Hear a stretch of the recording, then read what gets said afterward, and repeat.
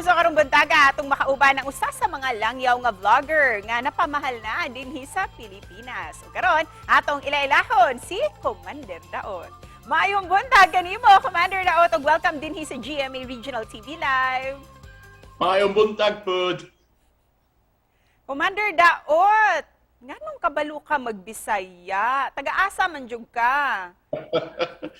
British ko, pero dugay ko na po yung sa Davao. Mga 7 years na ako sa Davao.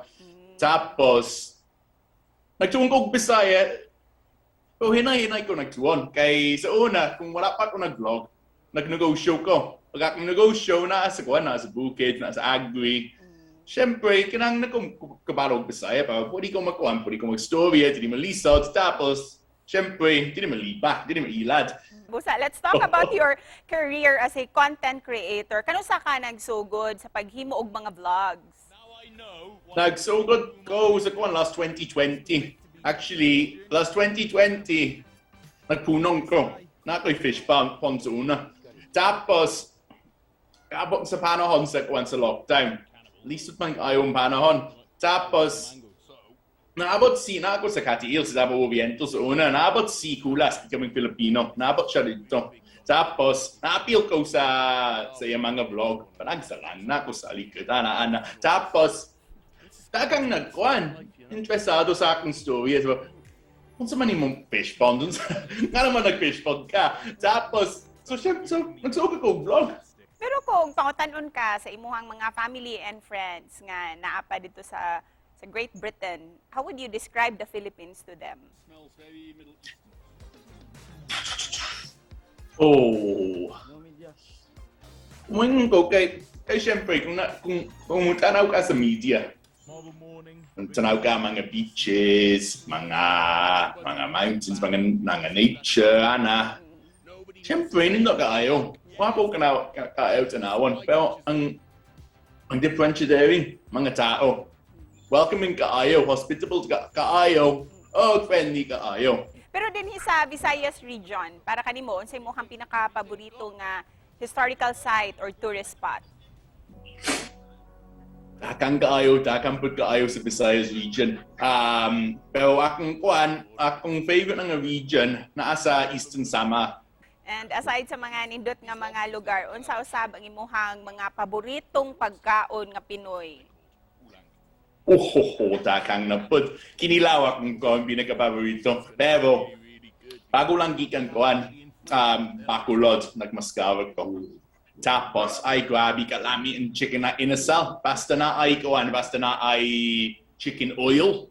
Karon ha, let's play a game na sab karon, Kumander Daot, atong suwayan. Kung unsa jud ka kamaayo sa pagbinisaya. First word, Kumander Daot.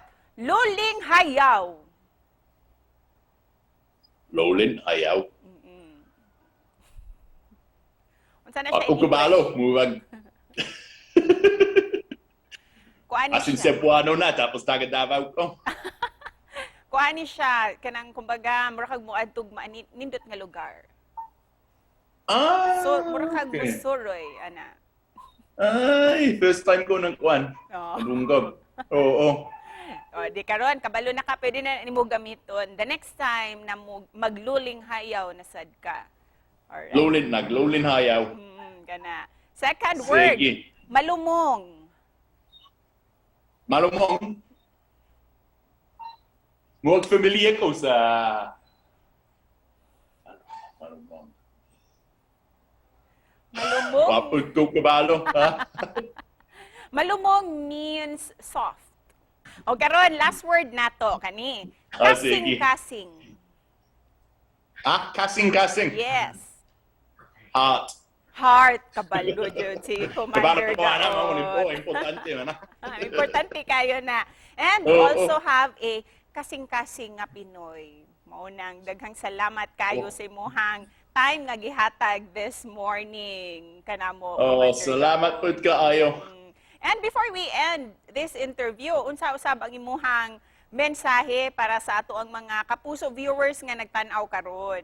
Mag-invite ko nimo check out ako sa YouTube, sa Facebook, ug sa Instagram, Kumander Daot.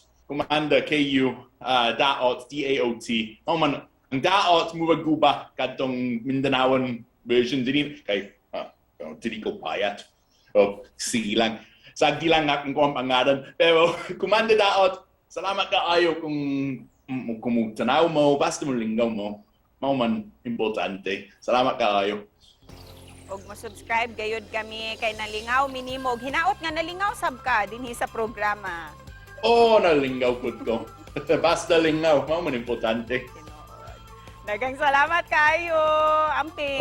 Daghang salamat po, amping diha.